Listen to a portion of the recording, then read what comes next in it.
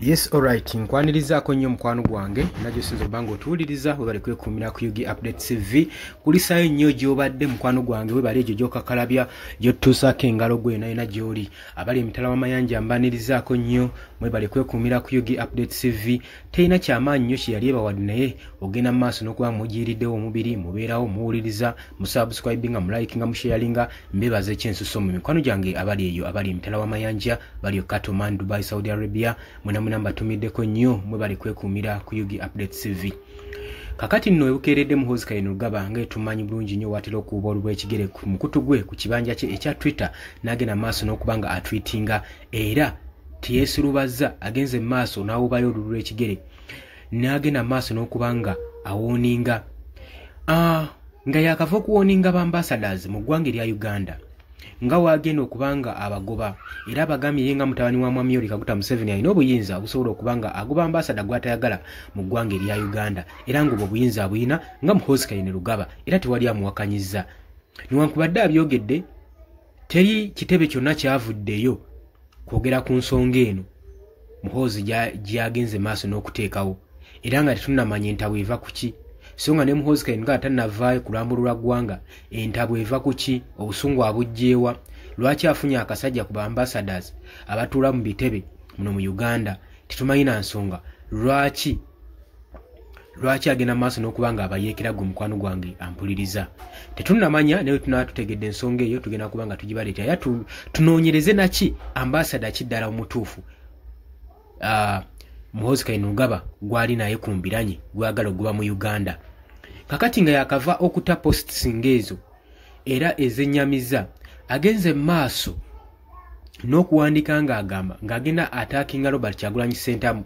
ng'agamba Kabobi can hide anywhere from bazungu but obudde bwonna nja kubanga mukwata amgende wankubadde yeekweka mu bazungu tetumanyi oba yamunoonyezaawa n'abula wabula atugamba nti Bobi yagenze maaso n'okwekweka mu bazungu eyo gye yeekukumye naye akaseera kajja ttuuka nja mufuna naye mukole ng'abalala kyalinga kyategeeza kubanga ajjukira bino abyogera naye tuli mu kaseera ak'okubanga abakulembeze abasinga mu kibiina kino ekya National Unity Platform bagenda maaso n'okubuzibwawo bawambibwa bakinyuzibwa babuzibwawo mu ngeri emenya amateeka ate ng'ebitongole bikuuma ddembe omuli ekya UPDF be bagenda maaso n'okubanga bawamba abakulembeze bano abe ku kitebe kya National Unity Platform kati ssensonga eno nze mbadde siyinza gibuusa maaso twali tulina okujja okubategeeza kubanga tetumanyi nsonga waki muhozi Kayini Rugaba agenda maaso n'okuwenja Robert Kyagulanyi Ssentamu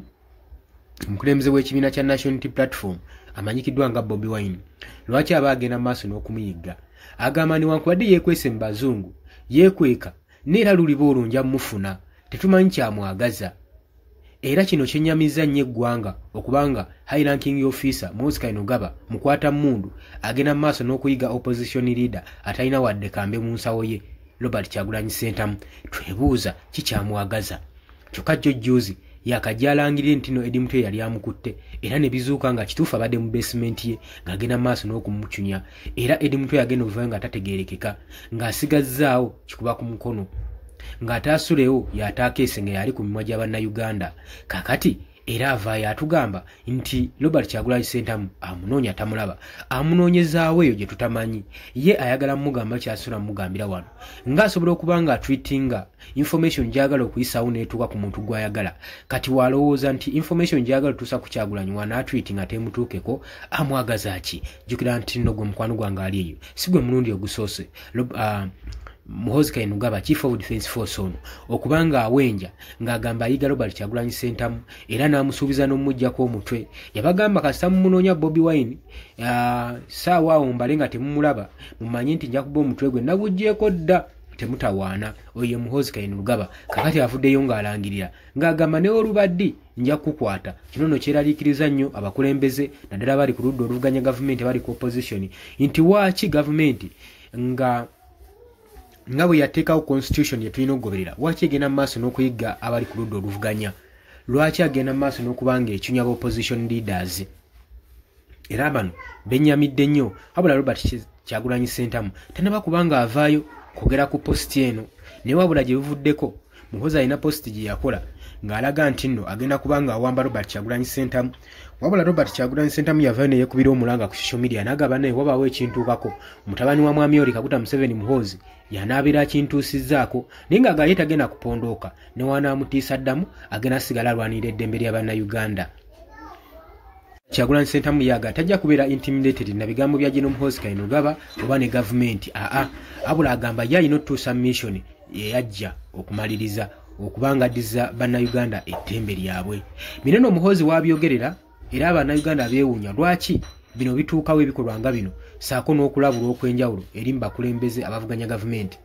nga Muhoozi Kainerugaba yabalabula. Jikira Muhoozi Kainerugaba n'agambye high ranking officer mu UPDF Army era Chief of Defence Force kati waba akoze okuwoninga kuno okulabula kuno kwennyamiza eggwanga era eggwanga lyebuuza lwaki bino bigera mu maaso n'okutuukawo mu kaseera ka 2006 ng'ayengedde ng'aka generation zinaatera otutuuka tebabanga bali mu lukwe lwakubuzawo Robert Kyagulanyi Ssentamu asobole okubeera nga tatuuka mu mwaka ogwo. Jjukira nti noono gyera gwe tusuubira okubanga yagenda kubeera fulaga bearer mu kalulu akagenda okujja mu generation ya 2026 presidential elections. Kakati pressure gyatadde ku gavumenti y'amaanyi era gavumenti eri ku kattu era ng'eri ku pressure. So gavumenti webange mukute n'embuzaawo kiyinza obbakkakkanya kuleesa egenda mu maaso mu kalulu aka 2026 ne basobola okuleesinga nga Robert Kyagulanyi Ssentamu taliimu. Era plan tebulowooza nti no byakusaaga zandikolwa ez'okuwamba Robert Kyagulanyi Ssentamu president w'ekibiina kino ekya National Unity Platform. So nze kye mbasaba mubeere vigilant ekimala mbeere bulindaala for any occurrence eyinza okuba ng'etuukawo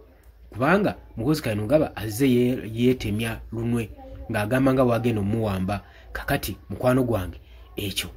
kirina okuba nga kikwasibwa n'amaanyi saako n'obwegendereza tekisaanidde kuba nga kibuusibwa maaso naddala nga tusembedde mu kalulu aka 2026. Obadde oli ku Yugi Update TV kosinza obba ng'otuwuliriza gwe tannatweyungako nkutegeeza kirya wansi waliwo ekigambo subscribe kikoneko obeere ng'otweyungako ddala bulungi nnyo. Mbaagaliza olunaku olulungi mweraba.